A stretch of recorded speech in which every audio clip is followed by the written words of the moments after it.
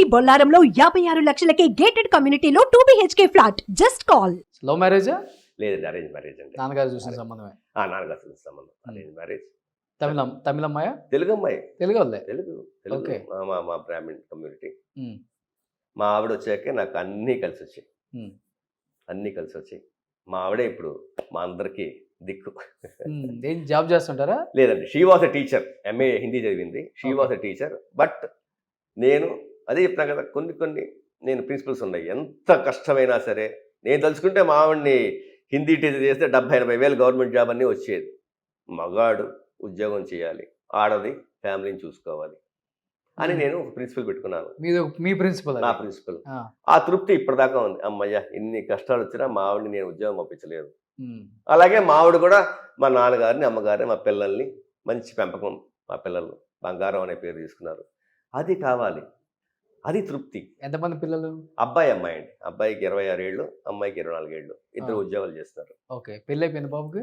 లేదండి, 26 అయింది. ఇంకా వాడు ఈ నాట్ రెడీ. సూపర్. వాళ్ళు ఏమైనా ఇండస్ట్రీకి వచ్చే అవకాశం? అస్సలు మాట్లాడే పని ఇద్దరు అడుగుతూ ఉంటారు. నో నో నో, మా నాన్నగారు నన్ను చూశాక అసలు లేదండి. ఐ థింక్ ఈ లెగసీ దీంతో ఆగిపోతుంది. ఓకే. సో తెలుగులో చేయాలని ఉంది. ఏమండి, తెలుగు వాడుగా తెలుగులో చేయాలనేదే నాకు ఉంటుంది, తమిళ కన్నా ఎక్కువ. కానీ కొన్ని పట్టింపులు ఉంటాయి కదండి.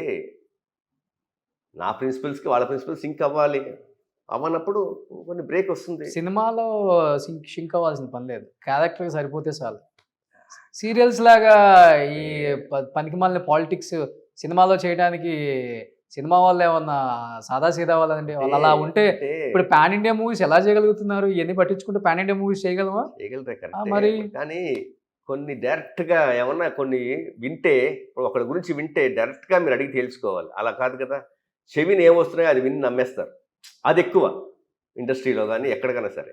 అలాగా ఫస్ట్ మన గురించి సాక్షి శివ అనే మంచి యాక్టరు, బాగా చేస్తాడు, అభిరావు ముందు కోపం ఎక్కువ, చాలా స్ట్రిక్ట్ అనేది వస్తాయి ఫస్ట్. ఎవడు సార్ ఇప్పుడు సీరియల్లో కూడా ఎవడున్నాడు తెలుగుడు? అందరూ కన్నడ వాళ్ళు, మలయాళం వాళ్ళు, తమిళ వాళ్ళే వస్తుంది. 70% కన్నడ వాళ్ళే. తెలుగు వాళ్ళు అందరూ ఇంటర్వ్యూలకు వస్తే మొత్తుకుంటారు. మనకున్న దరిద్రం ఏంటంటే మొత్తం కన్నడ వాళ్ళే. ఛానలే కదండి. అదే మొత్తం కన్నడ వాళ్ళే. అమ్మ క్యారెక్టర్లు, అయ్య క్యారెక్టర్లు చేసేవాడు కన్నడ వాళ్ళే వస్తున్నారు. మాకు వాళ్ళు డిప్రెషన్లోకి వెళ్ళి ఉరేసుకోను, లేకపోతే చచ్చిపోవడమే, సూసైడ్లు చేసుకోను. ఏం చేస్తారు సార్? యాక్టర్కి యాక్టింగ్ తప్పితే ఏం రాదు. వాడు బయటికి లేని పని చేయలేడు కూడా. ఇప్పుడు మమ్మల్ని వదిలితే మేమేం చేయలేము, ఏమి చేయలేము, అంతే. ఇది అలవాటు అయిపోతాయి. బట్ కానీ ఇప్పుడు వచ్చే జనరేషన్ కొంత జాగ్రత్త పడుతున్నారు సార్. సైడ్ బిజినెస్ ఒకటి పెట్టుకుంటున్నారు. ఏదో ఒకటి ఉండాలి కదా మరి. కానీ నాకేమిటో, నేను ఒకటి నమ్ముకున్నా, గట్టిగా దాని మీద అడుగు వేసా, అంతే. ఇంకో దాని మీద ఒక అడుగు, నాకు నా మెంటాలిటీకి అది పనికిరాదు. మా నాన్నగారు లాగానే ఒకే ప్రొఫెషన్, అప్స్ అండ్ డౌన్స్ ఉంటాయి. సస్టైన్ అవుతున్నాం, ఏదో మాలో ఉంది కాబట్టి సస్టైన్ అవుతున్నాం, సక్సీడ్ అవుతున్నాం. ఇప్పుడు ఎన్ని చేస్తున్నారు తమిళ్లో సీరియల్స్? ఇప్పుడు తమిళ్లో 3 చేస్తానండి. 3 సన్ టీవీలో ఒకటి, సరిగమ వాడది, అలాగే గ్లోబల్ విలేజర్స్ విజయ్ టీవీ ఒకటి, అలాగే యాత్రా మీడియా వర్క్స్ జీ తమిళ్ ఒకటి. జీ తమిళ్ చేసి మన తెలుగు అమ్మాయి గారి రీమేక్ వర్షన్. ఓకే. 3 సక్సెస్ఫుల్గా. Zee Tamil second next month September 2 release. మిగతా 2 సక్సెస్ఫుల్గా జరుగుతున్నాయి. సూపర్. ఎనీహౌ మంచి సీరియల్స్ చేస్తున్నారు, మంచి మూవీస్ కూడా యాక్ట్ చేస్తున్నారు.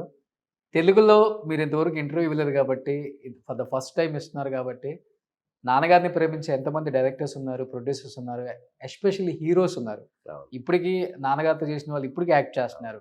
అరే మన సాక్షి రంగారావు కొడుక మనం చూడలేదు కదా, వచ్చి కలవలేదు కదా, ఎప్పుడు బాగున్నాడు కదా, మనం ఒక వేషం ఇవ్వచ్చు కదా, సెట్ అవుతాడు కదా, చాలా బాగుంటుంది కదా అని అనుకునే వాళ్ళు చాలామంది ఉంటారు.